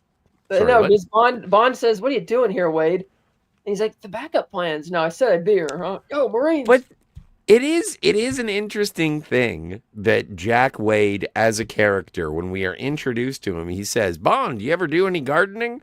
And then when we meet him again and he takes the BMW, he admires the trees. And so at the end, Wade, what are you doing here? Tobacco plants. That makes sense. I think it'd be funny. It would be funny, but It yeah. is Cuba. That's how you make cigars. The dead man says, in reality, EMP pulses cannot be targeted unless there's something the CIA is not telling us, which they likely are. Yeah, but I think it's a matter of locality, right? So if I blow up a nuclear bomb in a high atmosphere over Halifax, like 100 kilometers above Halifax, it's going to wipe out all of their circuitry, based on what I understand from this movie. Mm. That is focused.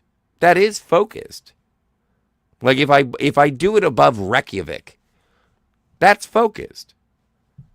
It is. I think it's. Guys, let's start a Patreon and figure out a city that we want to shut down with a satellite full of bombs. Yeah, so Sean Bean, take it away. Well, Sean Bean dies. Spoilers. Oh, wait. No. That's every Sean Bean performance. I was watching a romantic comedy with Sean Bean, and I was so surprised. He died. I apologize. My voice is getting very performative. But no, I think he's great. I was first introduced to Sean Bean from Sharp. Oh, yeah, Sharp's Rifles. Yeah, like that whole series. My dad loved it. We watched it on PBS. And yeah, he's great. Obviously, he's gone on to be. Was he Boromir? He was. And he was also. He was Lucius Malfoy, and he was. That's Jason Isaacs. Yeah, same thing. And.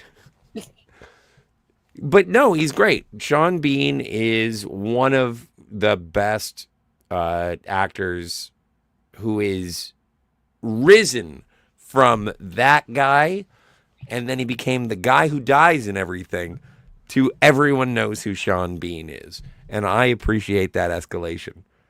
It's like how Cole Meany started. It's like, who's that guy? Oh, he's on Deep Space Nine. Oh, it's Cole Meany. Daniel says that would not only create an EMP, but also a lot of people will get cancer from the radiation. Apparently not. Oh. Apparently modern nuclear weapons, fallout is not a reality. Like if it were an old style, the same kind of bombs that were used at the end of World War II, those were much more radioactive. But with modern nuclear weapons, the radiation is not as much of a big deal. Okay. That's what I heard from Neil deGrasse Tyson. You can take it with a pinch of fallout. Sorry, I'm readjusting here. Herc says, I deciphered the Arecibo message. NBD. It just says boobs. I don't just make this stuff up. That's funny. But yeah, Sean Bean, I like him as Trevelyan in the prologue, and then he shows up for this almost soap opera type scene in Statue Park, where he's like, "Oh, please, James, put it away. It's insulting to think I haven't considered your every move." I'm like, well, the one move he didn't consider that Bond could have done is that since Bond knows he's Yanis, that is, he could just dropped him right there, but he doesn't. And for that matter, why do you suppose that Bond only knocked Xenia unconscious in the car? Because he knows at this point in the story that she killed the people to steal the helicopter. She obviously went to 7-9 and killed everybody there. She's obviously in on this, which means he had to have interrogated her, but they don't show it if he did.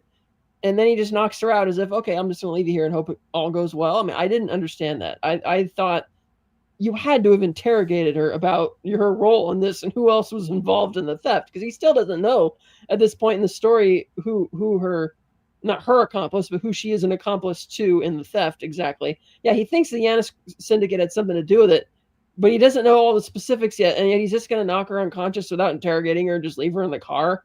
It's like, I didn't really get that. Well, making the henchwoman a woman was, I would assume, progressive for 1995. The other thing is that it is generally frowned upon for men to hit women. Well, he hits her. I actually noticed this when he does knock her unconscious, because it was shot on film, and they do a close up that is grainy, but they don't show Pierce Brosnan pachow. They show Pierce Brosnan pachow, but not with Famke Johnson in the frame, because I think that it would be like, can't hit a girl. Now, where I take this to its nth degree is I'm certain that they would not allow him to Tarantino her brain all over the windshield from the inside, even though that is the best course of action. Yes. Although I will say that the Bond franchise had a long history of female henchmen up to that point, going all the way back to From Russia with Love with that's true. Rosa Klebb, yeah, Bambi and Thumper and all sorts of people. But Old Man Bird says EMPs actually can be focused. Yes, the doped silicon and transistors and microchips will melt from current if an electric field of volts per meter passes over them.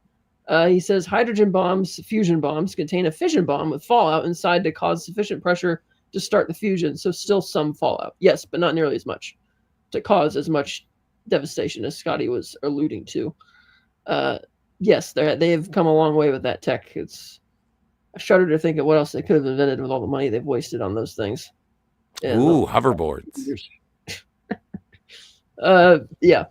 But yeah, so when Sean Bean, he comes back as Trevelyan and he gives that super, I mean, as a kid, I was like floored that, oh my God, he's back. But watching it now, it's like that scene is a little bit, tad bit cheesy, but closing time, James, last call.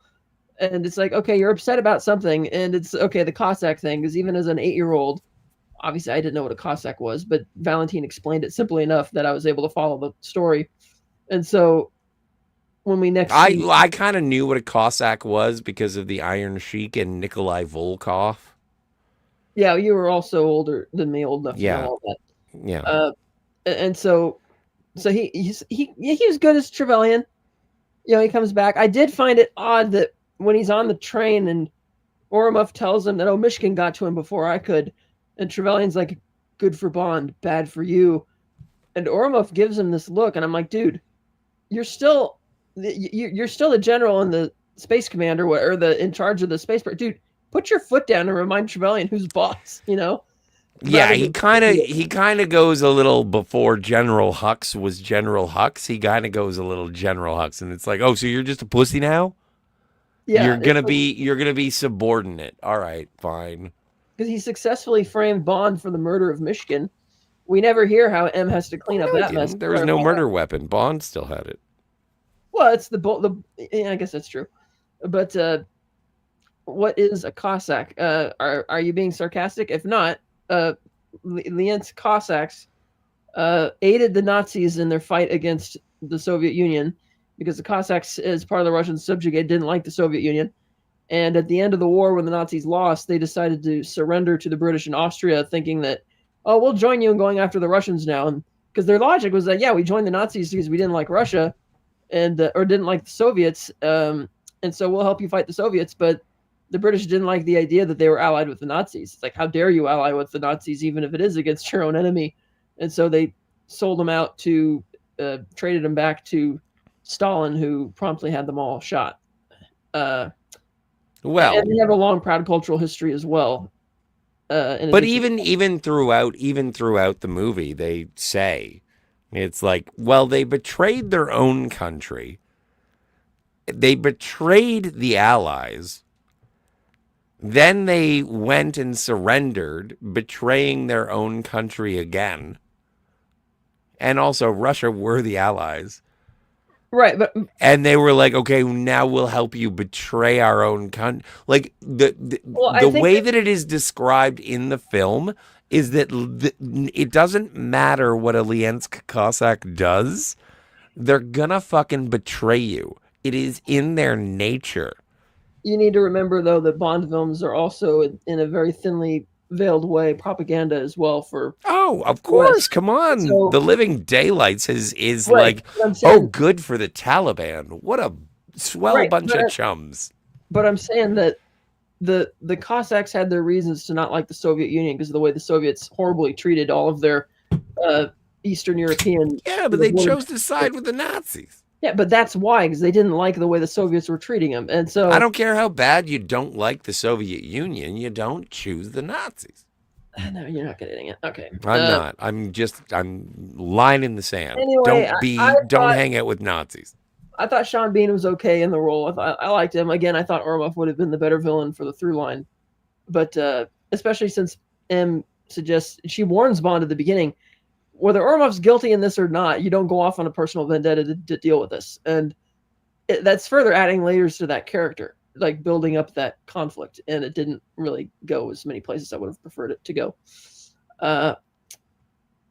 Dead Man says, consider me schooled, old man Bird. I didn't think they could be targeted. But he clarifies, a bomb wouldn't be focused, but you're correct. There are focused EMP weapons now. It's widely believed. It's rumored the U.S. has some intended to shut down cars, drones, communications, etc. Yeah, but what about what about those crazy lights going on over New Jersey? I don't know. Maybe they should use that on those. I think we're losing track of the plot here, but oh no, we're almost there. And now, as far as legacy, I think the film's biggest legacy is the video game. Really, I mean, it was so popular. Not only did they remaster it for Xbox recently, but they strangely wrote an updated version of it and remade the game with Daniel Craig as Bond. I have that. Yeah, GoldenEye Reloaded, which I didn't care for as much as GoldenEye, but because it didn't have as many objectives as I would have liked. It was falling into that veil of, get to point A, from point A to point B, kill as many people type of symptom. But I mean, I hooked up my N64 to my TV a few months ago and it didn't work. Like, it recognized when I hit the power switch, like the HDMI thing changed, it turned to Nintendo, but it never loaded up the screen or audio. The red light comes on and nothing happens, so I was very disappointed. But they did remaster several old rare games, including GoldenEye, that you could get for like, I think it's $30 for like 10 games or 30 games or something. That's pretty sweet. I should look into it. Yeah, I'll get that eventually because I would love to be able to play GoldenEye 64. But so many hours spent on that game, hundreds of hours, a beloved game. I miss it. Lemon Pie says, Famke Janssen, my favorite Bond woman. Lemon! Yep, she's on a lot of favorites. Hello, Lemon Pie.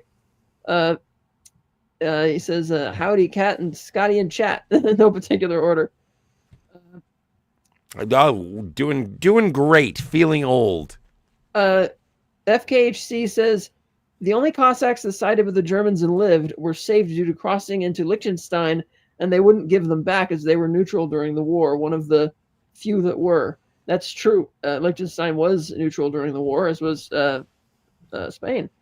Franco's fascist, ironically, but we're going to be neutral. I still find that a fascinating aspect of history, that Spain could sit out such a major war happening in Europe, like literally right at their doorstep, and not have to get involved. Like that was just shocking to me. It's always surprising. But yeah, so the legacy of the film is unbelievable. The game has brought so many more people to the movie, and I kind of don't agree with a lot of critics who say that the Brosnan era was all these ridiculous half-baked plots that got crazy, and it's like, what, compared to the earlier movies? It's like, have you seen Moonraker or The Spy Who Loved Me? Have you seen You Only Live Twice? Like, are you kidding me? And what's so much more crazier for the Brosnan era? It's like Tomorrow Never Dies, ahead of its time, right?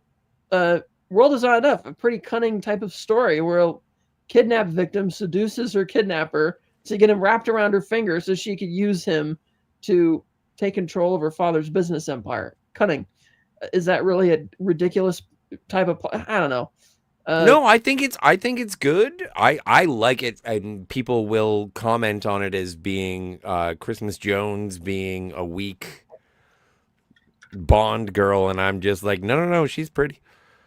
Like, yeah, and even with Die Another Day, thing is that is your classic mixtape of greatest hits of James Bond. Yeah. And I'm fine with it.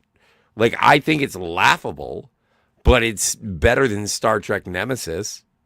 Like, yeah. in terms of it's the 20th James Bond movie. They acknowledge it. I think it still pulls it out, and I think that the Pierce Brosnan era of James Bond as a whole is definitive for a group of people who grew up in that era. Yeah, it's the same way. Like the first James Bond I ever had was Roger Moore, and I had to go back and look at Sean Connery. But then there are people who were like, "Oh, it's a James Bond movie. What do you mean Sean Connery's in it? I thought this was Pierce Brosnan." Fun story. Also, you mentioned Sean Bean and Sharp's Rifles. I remember that after that main series ended, they did a special years later set in India. And he squares off against the redcoat Toby Stevens, who of course was the villain. And Toby Stevens actually has the distinct honor of playing James Bond more than anybody else because he does all the radio dramas. Yeah. And the audiobooks, he voices Bond in the audiobook thing. So that's pretty cool. Well, and what was it when I looked up? Because again, we just reviewed Moonraker over on Antiderivative Jill's channel. And when I looked in IMDb, I was like, Moonraker, and it said starring Toby Stevens. And then I had to go down one to the Roger Moore actual movie. But yeah, like the audio drama was number one. Yes. FKHC says, well, Spain had just gone through their civil war, so there were no means to fight. Well, the Western Allies, Franco sent a division to fight in Russia. Right, and that's kind of my point, is that because Spain was in no position to fight, I'm surprised that the Nazis didn't just try and say, well, we're just going to annex you now. Then again, I disagree with a lot of scholars who like to say that the Nazis almost won the war. It's like, no, they didn't. They lacked the manpower and the visa. They couldn't have done it. It's like all the Western scholars don't want to tell you this, but all of the Allied military equipment that got abandoned at Dunkirk became co-opted by the Nazis and was the primary equipment necessary just for the Nazis to be able to hold France. That's how much the Nazis were so spread thin even that early in the war. They did not have a chance in hell of winning that war.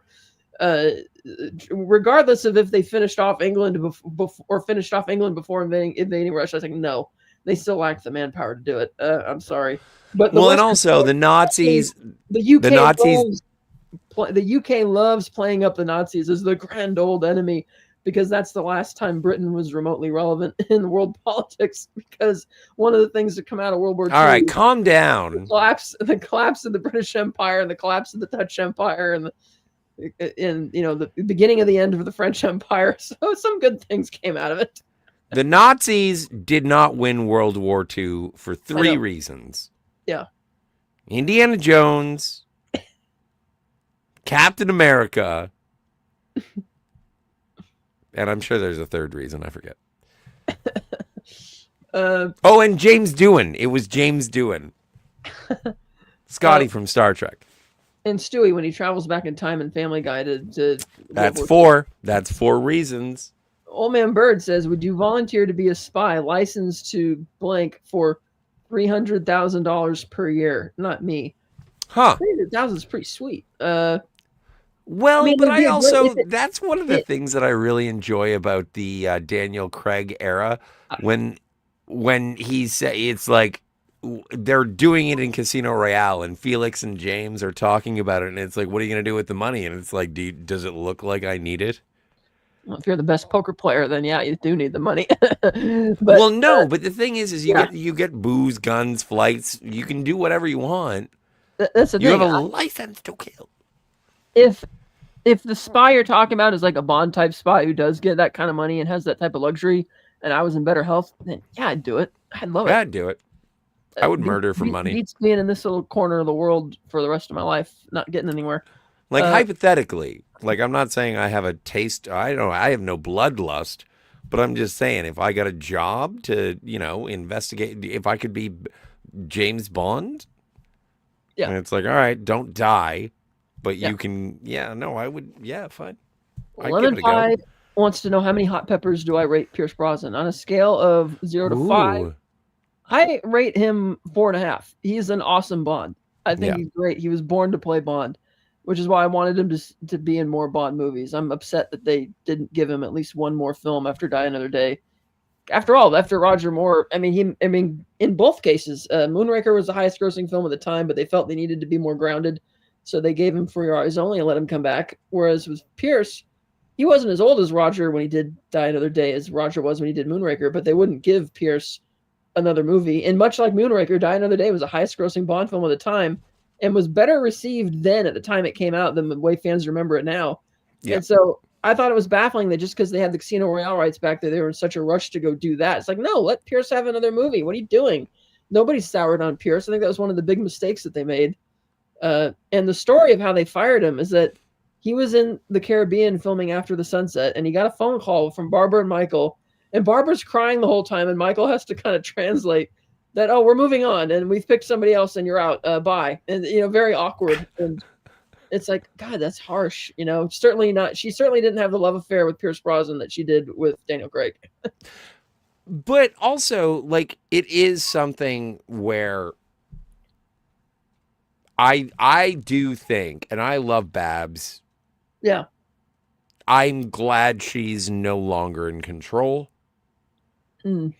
I think that her era is glorious, but I do think that she had disconnected herself from the source material. Mm. I think that the coalescence of Casino Royale is probably more Michael than Babs. Mm. And what she brought to it was Daniel Craig. And if I can be rude, congratulations on having an open marriage. Because you obviously fucked Barbara Broccoli. But like, I am looking forward to a more sort of Fleming faithful or adventure faithful, because there have been many novelists who have made other James Bond books, and they have a better grasp. I don't know if we're gonna have to like see what Purvis and Wade are up to anymore. No, probably not. We're never going to hear their names again, I don't think. Thank fuck. So, like, it's just, I do think that it is an era of James Bond that I'm glad that that book is closed. I wish that there was some sort of familial. I wish it had been Michael. Right, because the way that Purvis and Wade said they would approach a Bond movie is that they would read a bunch. They subscribed to a lot of science magazines and tech manuals to see what the big new thing was in tech, and they would, to keep things relevant, they would jump off from there, and that's how they would write it, as opposed to going back to the source material for the character and stuff like that. And then they said, depending on who the actor was, they would write quips and the charm humor stuff to that actor's strengths, rather than trying to task the actor with tailoring their performance to Bond, which is what they should be doing, because that's what they're being hired to do. It's like, we didn't hire you to to change this character to make him like you. We hired you to become like the character. And so that's we're not going to see them again because Denis Villeneuve will be writing the next one. And as I Oh reassured, yeah. and as I reassured the chat earlier, no, it will not be Jane Bond. It will be James Bond. It will be a young British person from the Commonwealth, from the British Commonwealth, and it'll be a relative unknown, which is ironic because that was the source of the stalemate between Barbara and Amazon. Was that Amazon wanted to go with the algorithm, pick a big celebrity, and they said no, and that's why they couldn't have any traction because Barbara's like, no, you need to pick an unknown. Bond has to make their career, and she was right about that. And it's ironic that after all that fuss, that they ended up agreeing with that philosophy in the end because Denis Villeneuve told them to. And so it's like, really? Well, and I have a lot of faith. I'm a big fan of Denis Villeneuve, and also he is a subject of the Commonwealth. I'm kind of a fan. So I mean, I think his movies look gorgeous and they sound gorgeous, but he doesn't do charm and humor, which I'm worried about because those are key ingredients, the secret sauce I for have the Bond movie. never seen Sicario. That doesn't have charm and humor either. A good Oh, movie okay. though. Good, very good movie. I'm just kind of worried about that. Like, I think his two Dune movies look and sound great, but I don't feel anything for any of those characters. I thought they were very stale, emotionless films. Jeremy Renner in Arrival is probably the closest that you're going to get to a Yeah. James Bond analogy. Yeah, that's a movie where I figured out the twist in the first scene. I'm not sure. Yeah, If I was you've always been more clever than any of us. Oh, here's something here. Dead Man says it's like Trek fans who hated the original series when Next Generation came out, and I was one of those people. Brosnan was born to play Bond. Yeah. CIA doesn't care. That's true. They don't care. Oh The no, they devil- care. They're listening right now. The devil you know, Scotty. It's a question. Do I trust Amazon? No. But do I trust Barbara? No. Yeah. Well, and people who are here, people who have supported the channel, people who are liking and subscribing, thank you very much. But I love chaos. And so whenever you spice it up and you change it, I'm looking forward to seeing what happens. That's why I like in No Time to Die. I just want to see him die. And I just want at the end of the movie for them to say, he's coming back. And you're like, how? It's impossible. Who fucking cares? Deadman says it's like 2 spoons and all you need is a knife. Yeah. It's like rain. Herc says Sicario is a great movie, brutal but excellent. Yeah, it is. I've heard it has one of the best slow motion car chases. So I am looking forward to seeing Denis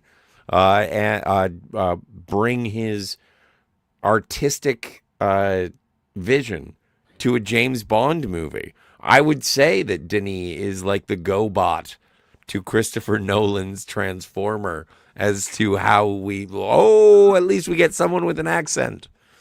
And so I'm looking forward to it. And yeah. I would say one of GoldenEye's other legacies is that it really did usher in the modern era of James Bond. True. It's like, how do we take this Cold War character and make him relevant in the modern era? And they did that, at least modern or relevant in an entertainment perspective. When you're not doing, films set in the 60s anymore. Dead Man says Chaos is a different franchise, Scotty. That's right. That's Get Smart. So I was going to have a pee and a cigarette, or should we just end this? We could end it. None of the other people I invited showed up. But, yeah, we've been hemming and hawing about GoldenEye and Bond for a while. It was pretty fun. It is fun. It's one of my favorite things, lady. I love GoldenEye. Great movie. But, yeah. So, happy 30th anniversary to a great damn movie, which Scotty and I both watched today. The GoldenEye. Let's not get demonetized. It wasn't likes. that good. I didn't do it that well. Yeah. The late great Tina Turner as well. She's no longer with us. And Q. Oh, that's another thing. The only thing they retained from the earlier eras was Desmond Llewellyn as Q. Yes. One of his other best one-liners too. Don't touch that. That's my lunch.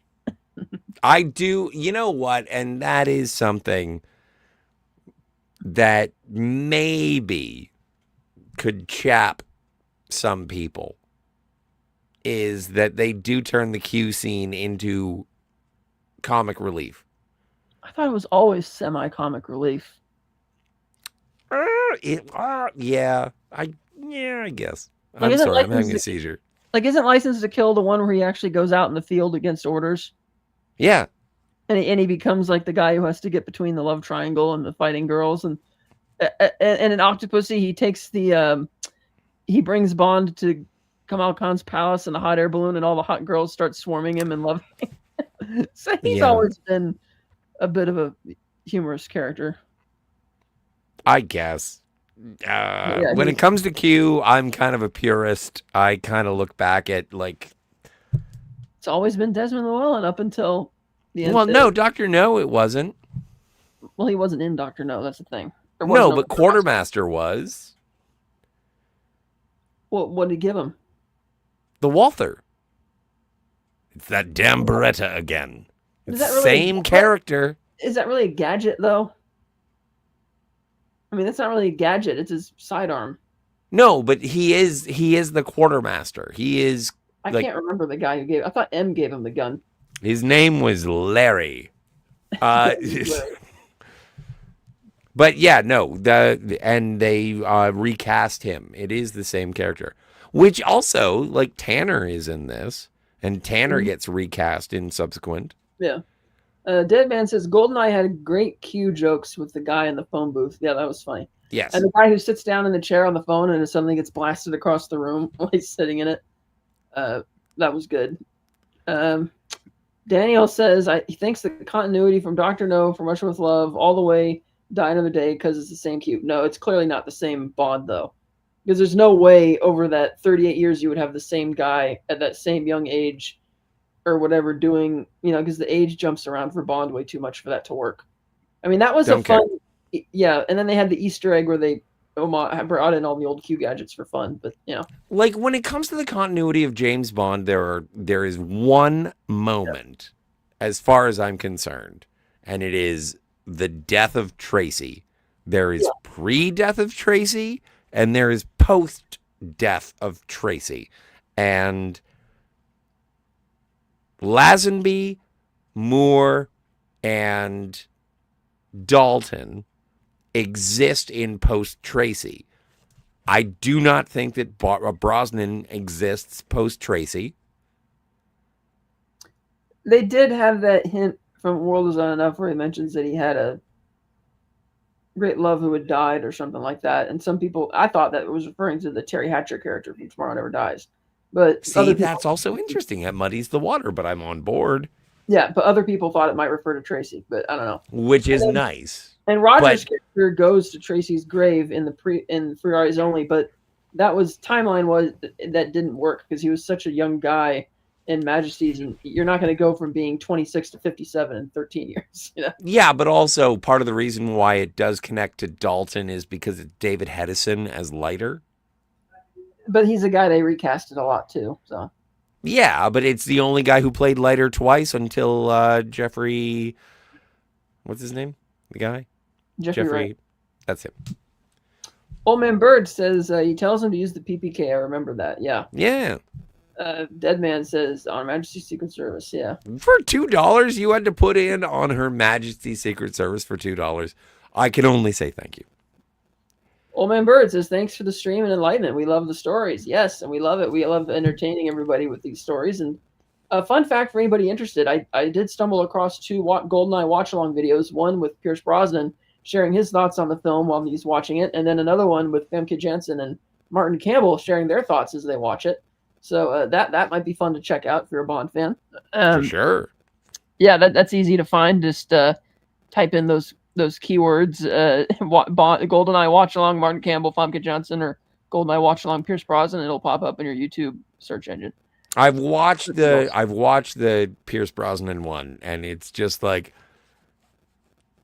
Pierce Brosnan being himself and enjoying it. But he's like on a beach in a cabana, and there's wind blowing, and he's so quintessentially Pierce Brosnan. It's amazing.